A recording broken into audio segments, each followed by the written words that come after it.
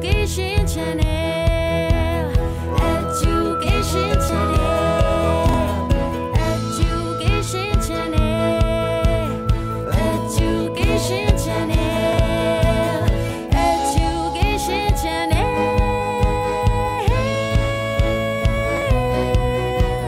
Education Channel.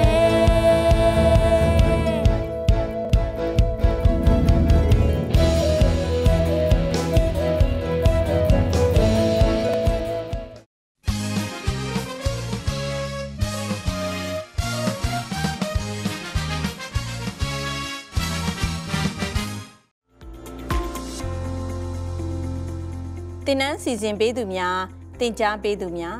တင်ယူသူများတို့ပန်ကြားချက်လေဝင်လေထွက်ကောင်းတဲ့နေရာမှာတင်ကြားတင်ယူနိုင်ရေးတူးနဲ့တူးခတ်ခွာခွာ6ပေအကွာနေရာယူရေးနှာခေါင်းစီမတ်စ်ကိုစနစ်တကျတက်ရေးနှာချေချောင်းဆိုးရင်တထောင်ခွေးဖြစ်ကာရေးဆပ်ပြာနဲ့ရေသို့မဟုတ်လက်တန့်ဆေးရည်သုံးပြီးလက်ကိုစနစ်တကျတန့်စင်နိုင်ရေးတွေကိုစီစဉ်ဆောင်ရွက်လိုက်နာပေးနိုင်ပါရန်ပန်ကြားအပ်ပါတယ်။ဖတ်စာအုပ်နဲ့ဆရာလမ်းညွန်စတာတွေရယူလိုပါကကျောင်းပြင်ပနဲ့တသက်တာပညာရေးဦးစီးဌာနရုံးအမှတ်52ဥတ္တရသီရိမြို့နယ်နေပြည်တော်တယ်လီဖုန်းအမှတ်3960 3430 165နဲ့3960 3430 519တို့ဆက်သွယ်နိုင်ပါတယ်။ website ဖြစ်တဲ့ www.dae.edu.mm တွင်လည်းရယူနိုင်ပါတယ်။လေ့လာသင်ယူနိုင်ဖို့အတွက်ပုံနှိပ်စာအုပ်လေ့ကျင့်ခန်းစာအုပ်ခဲတံခဲပြက်များအဆင့်သင့်ပြင်ဆင်ထားကြပါရန်ပန်ကြားအပ်ပါတယ်ရှင်။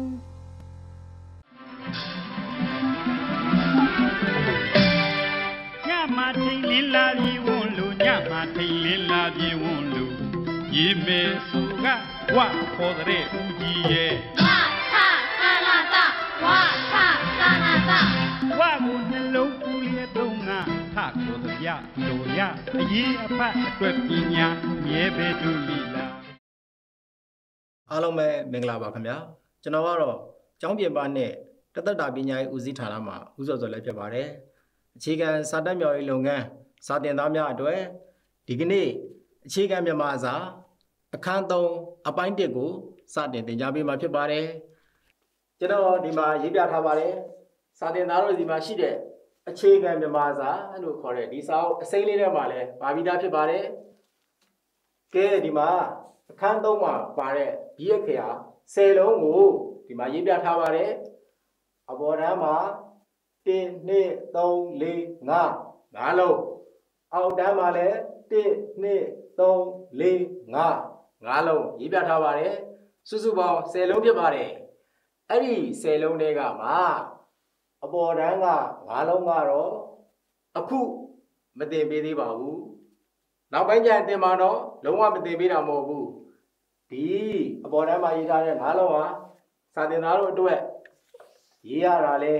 ခက်တယ်သူနဲ့ပတ်သက်တဲ့စာတွေကလည်းဒီစာအုပ်ရဲ့အရှေ့ပိုင်းမှာမပါသေးဘူးအဲဒါကြောင့်မို့လို့မတင်သေးတာပါအောက်တန်းကဘာလုံးကိုပဲတင်ပေးပါမယ်ဟုတ်ပြီနော်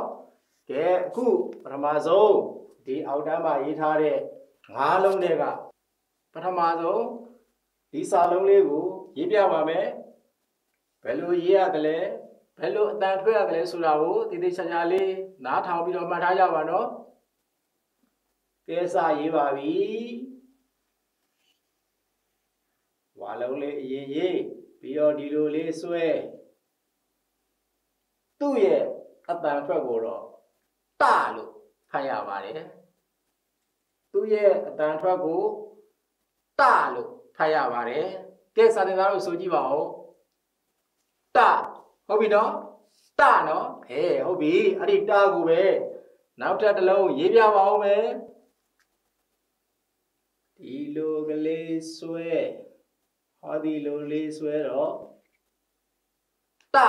ဟုတ်ပြီနော်ကဲနောက်တစ်လုံးရေးပြအောင်မယ်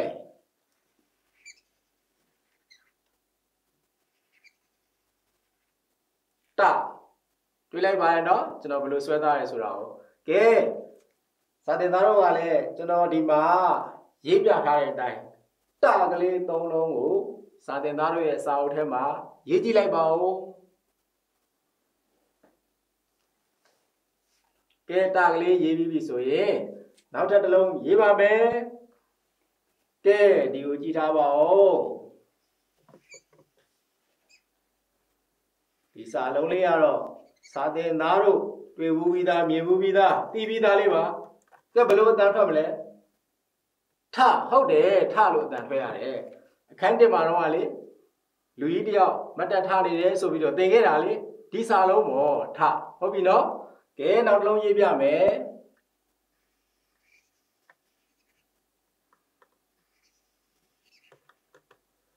ထ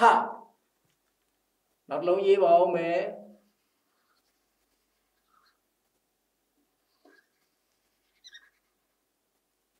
ထ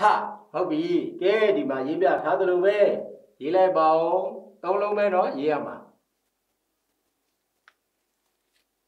ကဲဒီတခါနောက်တစ်လုံးရေးပြပါဦးမယ်ရေးဆွဲလေးကိုကြည့်ထားပါဘဝနေလာတယ်အောက်မှာထပ်ဆွဲလိုက်တယ်ဒီစာလုံးလေးရဲ့အတန်ထွက်ကိုတော့ဓာလို့အတန်ထွက်ပါမယ်ဘယ်လိုအတန်ထွက်မလဲဓာဟုတ်ပြီနော်ဒါပေမဲ့ဒီအတန်ထွက်မျိုးနောက်ထပ်တစ်လုံးကလည်းလာအောင်မှာဖြစ်ပါတယ်အဲ့တော့သူ့ကိုအတန်ထွက်အပြင်သူ့ရဲ့နာမည်လေးပါမှတ်ထားလိုက်ပါဦးဒါဒွေလို့နာမည်ခေါ်ပါတယ်အတန်ထွက်ရင်တော့ဓာလို့အတန်ထွက်ပါမယ်ဟုတ်ပြီနော်နာမည်လေးကိုဘယ်လိုခေါ်ဟုတ်ပါတယ်ဓာဒွေအတန်ထွက်ကဓာဟုတ်ပြီနာမည်လေးဘယ်လိုခေါ်ဓာဒွေအတန်ထွက်ကဓာဟုတ်ပြီကဲအဲ့ဒါဆိုရင်တော့တစ်လုံးရေးမယ်နော်နာမည်လည်းသိပြီးသားအတန်ထွက်လည်းသိသွားပြီလာပါပြီနောက်ဓာတစ်လုံးဟုတ်ပြီနော်ကဲနောက်တစ်လုံးရေးပါဦးမယ်လွယ်ပါတယ်ကဲဓာတွေးလို့အမည်ရတဲ့ဓာကလေး၃လုံးရေးပြီးသွားပြန်ပါပြီခုရေးလိုက်ပါဦးကဲဒီတခါနောက်တစ်လုံးလာပြီ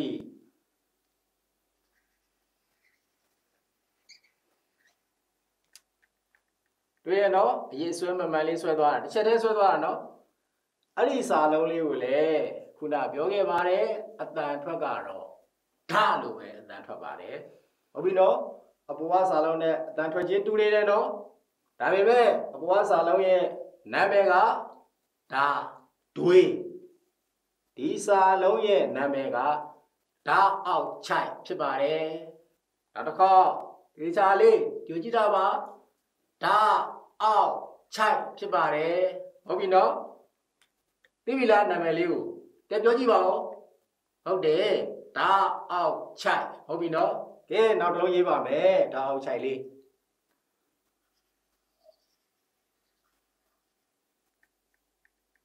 တွေ့ရနော်ကဲနောက်တစ်လုံးရေးပြန်ပါပြီ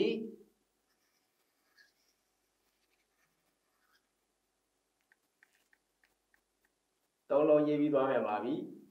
ခုရေးလိုက်ပါဦး၃လုံးပဲကဲဒီတစ်ခါတော့၅လုံးမြောက်စာလုံးလေးဖြစ်ပါတယ်ဒီသေးချာချာလေးကြည့်ထားပါ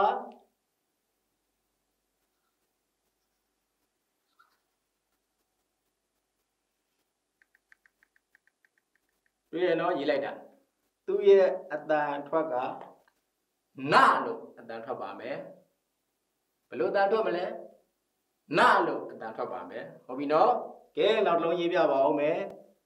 ရေးဆွဲလေးမှန်ဖို့ကြည့်ထားကြပါ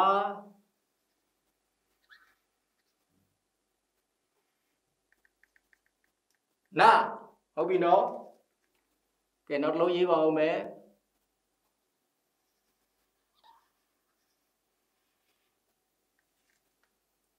နာအေးဒီမှာကျွန်တော်နာကလေး၃လုံးရေးပြီးသွားပြန်ပါပြီအဲ့တော့စာသင်သားတို့ကလည်းကူရေးလိုက်ပါဦး၃လုံးကဲအခုဆိုရင်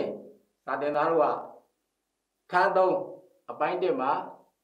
စာသင်သားတို့ကိုသင်ပေးမယ်ဆိုတဲ့ဘီရဲ့ခေဟာ၅လုံးသင်ကြားခဲ့ပြီးဖြစ်ပါတယ်ကဲမှတ်မိသွားအောင်လို့တစ်ခေါက်လောက် နော်ရှေ့ကဆိုပြပါမယ်အတန်ထွက်ပဲဆိုပြမယ်နော်တထဓာ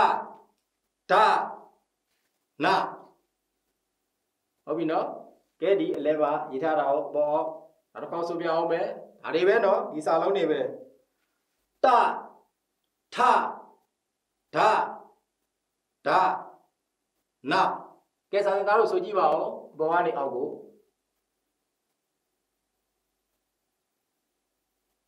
ဟုတ်ပါပြီစာသင်သားတို့ကအခုဆိုလို့ရှိရင်တထဓာဓာနာဆိုတဲ့ဒီငါးလုံးကိုရေးဆွဲတွေလည်းပြီးသွားပြီအတန်ထွက်တွေလည်းပြီးသွားပြီအဲဒါကြောင့်မလို့စာသင်သားတို့ကဒီမှာရေးပြထားတဲ့အတိုင်းနောက်တစ်ခေါက်လောက်စာအုပ်ထဲမှာကူရေးလိုက်ပါဦးခုနလက်ရေးထားတာရဲ့အောက်မှာရေးလိုက်နော်ကဲရေးပြီးသွားပြီဆိုရင်ဒီတစ်ခါဒီစာလုံးတွေကိုအခုအခန်း3မှာ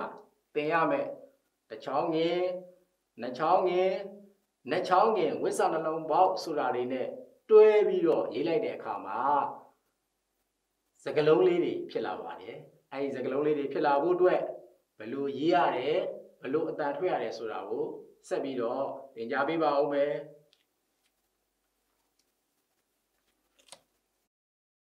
ကဲအခုစာသင်သားတို့ကိုခုနရေးလိုက်တဲ့ဘီအခရာတွေကိုဒီမှာရေးပြထားတဲ့တစ်ချောင်းငင်နှစ်ချောင်းငင်နှစ်ချောင်းငင်ဝိဆနှလုံးပေါက်အဲ့ဓာတွေနဲ့တွဲရေးပြီးတော့စကားလုံးလေးတွေအဖြစ်ရေးတတ်ဖတ်တတ်သွားအောင်သင်ကြားပေးမှာဖြစ်ပါတယ်ဟုတ်ပြီနော်အဲ့ဒီမှာမသင်ခင်စာသင်သားတို့ကိုနည်းနည်းလောက်ပြချင်ပါသေးတယ်ဒီမှာရေးပြထားတာလေးကိုတော့တစ်ချောင်းငင်လို့ဖတ်ရပါတယ်ဟုတ်ပြီနော်ဒီမှာပြထားတာတော့ဘီရက်ခေရလေးရေးမှမို့လို့နော်မြင်းတောင်းလေးပြထားတာပါအဲ့မြင်းတောင်းလေးကိုဟာဒီလိုတစ်ချောင်းနဲ့ဆွဲလိုက်တာကို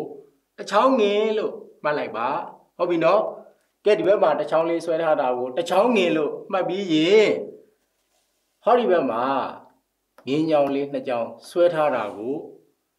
နှစ်ချောင်းငင်လို့ထပ်မှတ်လိုက်ပါဟုတ်ပြီနော်တစ်ချောင်းနဲ့ဆွဲထားတော့တစ်ချောင်းငင်နှစ်ချောင်းဆွဲထားတော့နှစ်ချောင်းငင်ဟုတ်ပြီနော်ကဲဒီဘက်ကအစွန်ဆုံးကတော့နှစ်ချောင်းငင်ဝိဆနှလုံးပေါက်ဖြစ်ပါတယ်ဟုတ်ပြီနော်ကဲအဲ့ဒါတွေကိုစာသင်သားတို့သိပြီးသားဖြစ်တဲ့အဆိုတဲ့စာလုံးလေးနဲ့တွဲပြီးရေးပြထားပါတယ်ကဲဒီကိုတစ်ချက်ကြည့်လိုက်ပါဦးအဲ့ဒီအကိုတစ်ချောင်းငင်လေးနဲ့တွဲရေးလိုက်ရင်စာလုံးပေါင်းဖတ်မှာတော့အတစ်ချောင်းငင်ဥလို့ဖတ်ရပါတယ်ဟုတ်ပြီနော်နောက်တစ်ခေါက်ပြောပြပါဦးမယ်အကို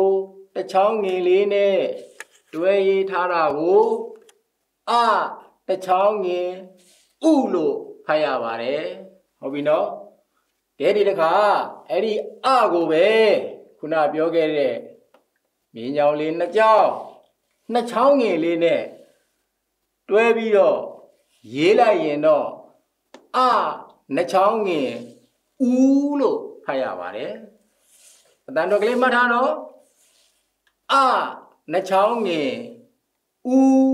ဟုတ်ပြီနော်ကဲအဲ့ဒါဆိုလို့ရှိရင်ဒီဘက်အစွန်ဆုံးကစာလုံးလေးအဲ့ဒီအကိုပဲနှစ်ချောင်းငင်လေးရေဟောဒီကအဆက်ကလေး20ဖြစ်တဲ့ဝိဆနှလုံးပေါက်ရေပေါင်းပြီးတော့ဆိုမယ်ဆိုရင်တော့အနှစ်ချောင်းငင်ဝိဆနှလုံးပေါက်ဦးလို့ဖတ်ရပါတယ်ဟုတ်ပြီနော်နောက်တစ်ခါပြောပြပါဦးမယ်အနှစ်ချောင်းငင်ဝိဆနှလုံးပေါက်ဦးလို့ဖတ်ရပါတယ်နော်ဟုတ်ပြီအဲဆိုအစပြောပါမယ်အတစ်ချောင်းငင်ဦးအနှစ်ချောင်းငင်ဦးအနှစ်ချောင်းငင်ဝိဆနှလုံးပေါက်ဦးဟုတ်တယ်ဦးလို့အတန်ထွက်ရတယ်ကဲဒီတခါအတန်ထွက်ကြည့်ပဲတစ်ခါတော့ကျွန်တော်တို့တူတူဆိုကြည့်ကြရအောင်နော်ဦးကဲနောက်တစ်ခါတော့ဆိုလိုက်ပါဦး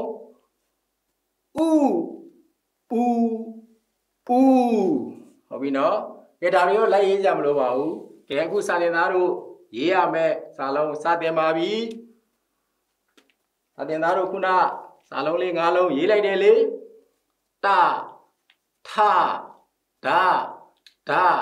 နဆိုပြီးတော့၅လုံးရေးလိုက်တယ်เนาะအဲ့ဒီစာလုံးလေး၅လုံးကိုဒီမှာအခုပြောပြလိုက်တဲ့တစ်ချောင်းငင်နှစ်ချောင်းငင်ဝိဇ္ဇာနှလုံးပေါက်တို့နဲ့ပေါင်းရေးပါတော့မယ်ပထမဆုံးတစ်ချောင်းငင်လေးနဲ့တွဲရေးပါမယ်ခုနရေးလိုက်တဲ့တဆိုတဲ့စာလုံးလေးပါဒီစာလုံးလေးကိုဒီမှာမြင်နေရတဲ့တစ်ချောင်းငင်ဆိုတာလေးနဲ့ပေါင်းရေးလိုက်ရင်တတစ်ချောင်းငင်တုလို့ဖတ်ရပါတယ်။တစ်ခါဖတ်ပြပါဦးမယ်နော်။တတစ်ချောင်းငင်တုလို့ဖတ်ရပါတယ်။ကဲအတန်တော်ကလေးဆိုကြည့်ပါဦး။တုဟုတ်ပါတယ်။ကဲတုကိုဆိုတတ်သွားပြီမရင်းတော့နော်နောက်တစ်လုံးထပ်ရေးပြအောင်မယ်။ကဲခုနရေးပြီးသားခန်းတဲ့တုံးကလည်းသင်ပြီးသားလို့ပြောခဲ့ပါတယ်။ထဆိုတဲ့စာလုံးလေးကိုဒီလိုတစ်ချောင်းငင်လေးနဲ့တွဲရေးလိုက်ရင်ထတစ်ချောင်းငင်ထုလို့အတန်ထွက်ရပါတယ်ဟုတ်ပြီနော်ပြောပြပါဦးမယ်ထတစ်ချောင်းငင်ထုလို့အတန်ထွက်ဖတ်ရပါတယ်ဟုတ်ပြီနော်ကဲဒီတစ်ခါကြည့်လိုက်ပါဦးဒါလေးကဓာဒွေးလို့အမည်ရတဲ့ဓာစာလုံးလေးဖြစ်ပါရဲ့နော်ဟုတ်ပြီနော်အဲ့ဒီဓာကိုတစ်ချောင်းငယ်လေးနဲ့တွဲလိုက်ပါပြီတကိုတစ်ချောင်းငယ်နဲ့တွဲတော့ကတုဖတ်ခဲ့တယ်နော်ကဲထကိုတစ်ချောင်းငယ်နဲ့တွဲတော့ကတော့ထုလို့ဖတ်ခဲ့ပါပြီကဲဒီတစ်ခါဓာကိုတစ်ချောင်းငယ်နဲ့တွဲလိုက်ရင်ဘယ်လိုအတန်ထွက်ဒုဟုတ်တာဗောဒုလို့အတန်ထွက်ရတာဗောတုထုဒုဟုတ်တယ်လေဟုတ်ပြီနော်ကဲနောက်တစ်လုံးရေးပြပြီ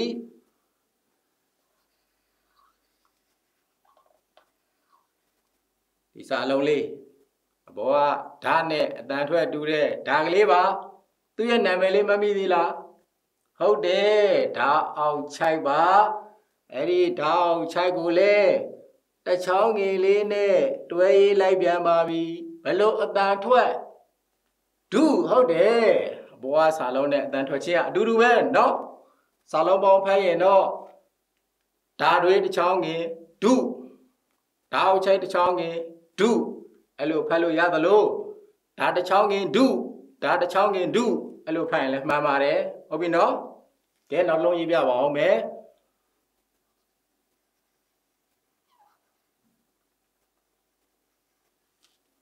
ဒီစာလုံးလေးเนาะ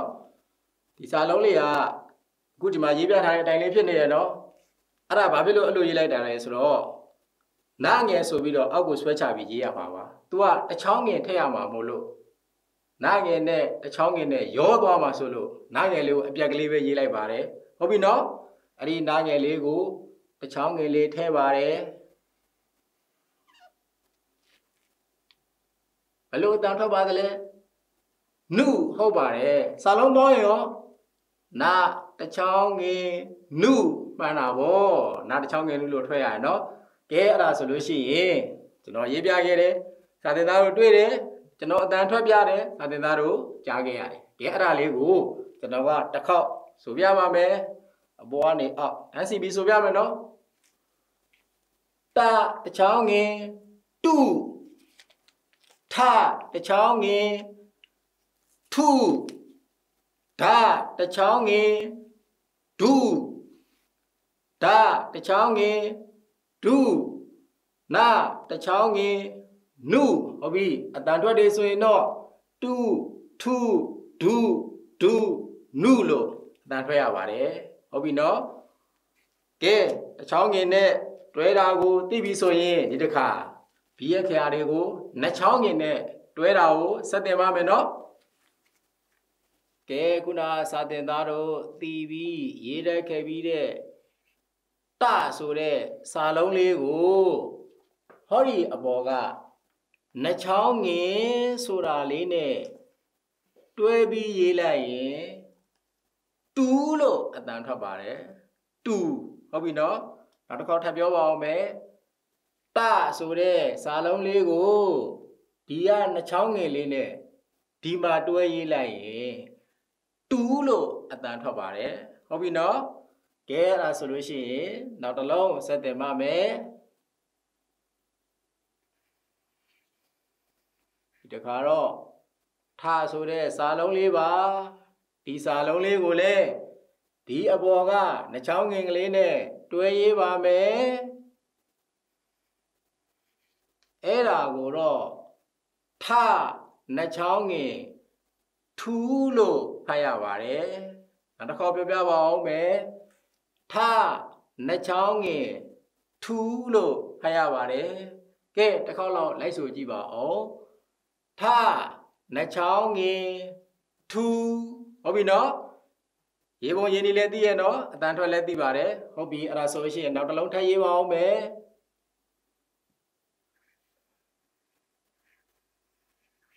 cái đi đa số đấy xả lông lê của lê đi ở bờ ga nó cháu nghe lên nè đuôi ये vào mẹ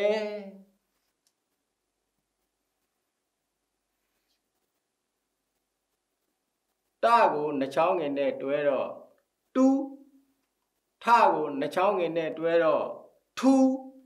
cái đa của nó cháu nghe nè đuôi lại đó du hậu đảo bò du lô tan thôi à đảo bò họ bị nó cái xả lông bò mình đã không phải biểu vào mẹ đa nó cháu nghe du họ bị nó cái là rồi nó lâu sẽ gì vào mẹ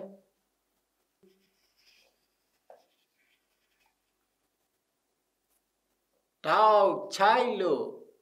mi ya đấy đa cái phía bên nó họ bị Eddie đa của lê đi bò ga nó cháu nghe lên nè đuôi gì vào mẹ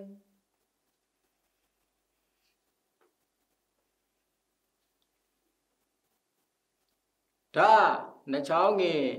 du họ bảo vì nó cái số gì bảoဟုတ်တယ်ဒါနှချောင်းငင်ဒူးကဲနောက်တစ်လုံးခုနလိုပဲနော်နားငယ်လေးကိုအပြက်ကလေးရေးမယ်ဒီနားငယ်အပြက်ကလေးကိုလည်းဒီနှချောင်းငင်နဲ့တွဲမှာပဲနော်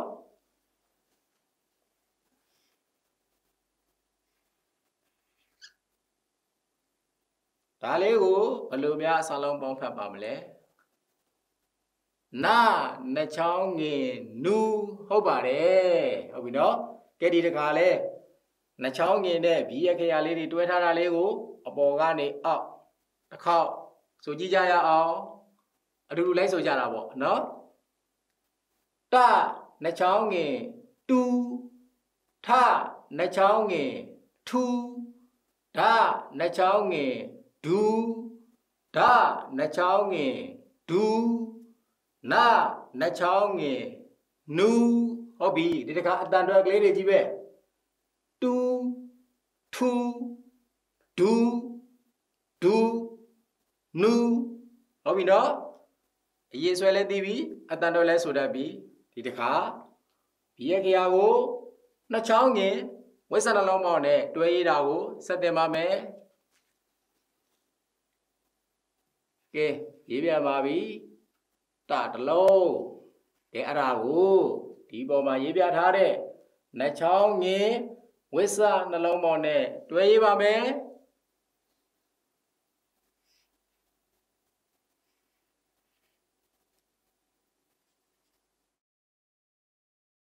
ဟုတ်ပြီနော်တွေ့တယ်နော်ရေးဆွဲမှန်မှန်လေးရေးရမှာနော်ကြည့်ထားကဲအဲ့ဒါလေးကိုစာလုံးပေါင်းပြီးတော့ဆိုပြမယ်တနှချောင်းငင်ဝိဆနှလုံးပေါင်းတူလို့တန်ထွက်ရပါတယ်နော်နောက်တစ်ခေါက်ဆိုပြပါအောင်မယ်တ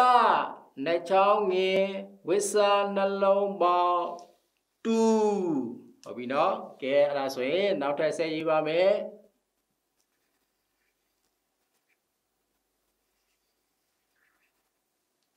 ထ他。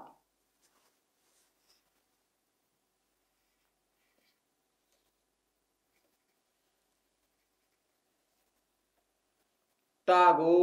来敲你，为啥那龙包呢？包来到，嘟噜蛋出的，给你的卡。大鼓来敲你，为啥那龙包呢？包来到，吐好吧嘞，吐噜蛋出呀吧嘞，给大水龙那龙色一把了没？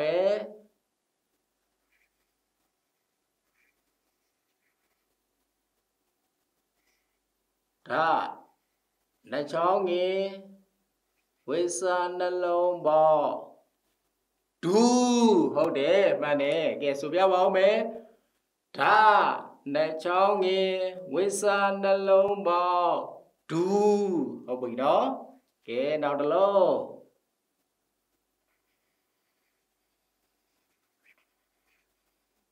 哪里啊？呗，打单头打呗喏。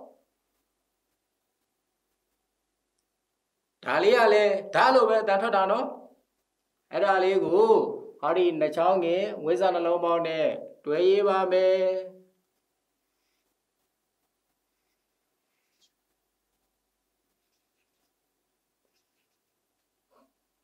ဘလို့အတန်ထွက်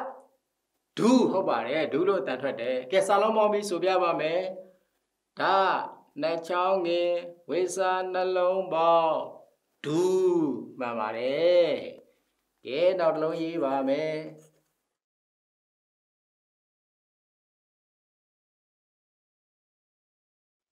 နာအပြက်ကလေးနော်နှချောင်းငယ်ဝိဇ္ဇာနှလုံးပေါင်းနဲ့ပေါင်းပါမယ်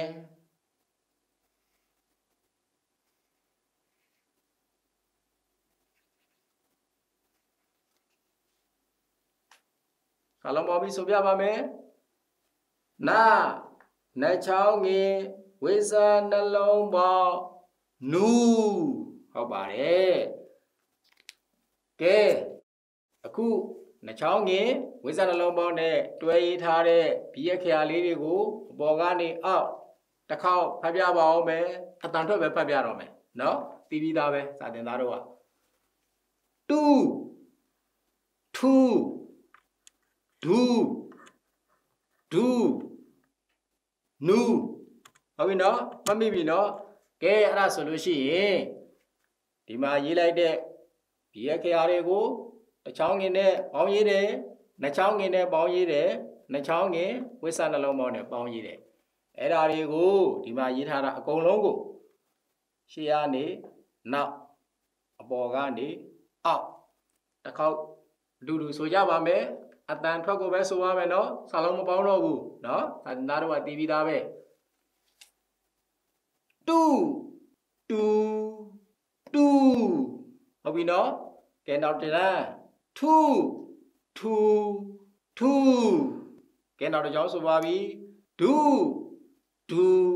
ဒူဟုတ်ပါပြီနော်ကဲနောက်တစ်လမ်းဒူဒူဒူနူနူနူဒါကရှေ့ကနေနောက်ကိုတန်းစီပြီးဆိုတာပါဒီတခါအပေါ်ကနေအောက်တူထုဒုဒုနုဒီအလဲအစာလုံးနေတူထူဒူဒူနူဟုတ်ပြီနော်ကဲနောက်ဆုံးတူထူဒူဒူနူဟုတ်ပြီနော်ခုဆိုလို့ရှိရင်စာသင်သားတို့ကဒီအခရာတွေကိုတစ်ချောင်းငင်နှစ်ချောင်းငင်ဝိဇ္ဇာနှလုံးပေါင်းတို့နဲ့တွဲဆက်ပြီးတော့ရေးလဲရေးတတ်ပြီးဆိုလဲဆိုတတ်သွားကြပြီဖြစ်ပါတယ်နော်အခုဒီမှာရေးပြထားတာတွေကိုစာသင်သားတို့ရဲ့စာအုပ်ထဲမှာကူးရေးလိုက်ကြပါနော်ခုတော့စာသင်သားတို့ကိုအခြေခံမြန်မာစာရဲ့အခန်း3အပိုင်း1သင်ကြားခြင်းကိုဒီနေရာမှာပဲခဏနားပါအောင်မယ်စာသင်သားများအားလုံးစိတ်ချမ်းသာကိုယ်ကျန်းမာ၍လူရဆန္ဒပြည့်ဝကြပါစေခင်ဗျာ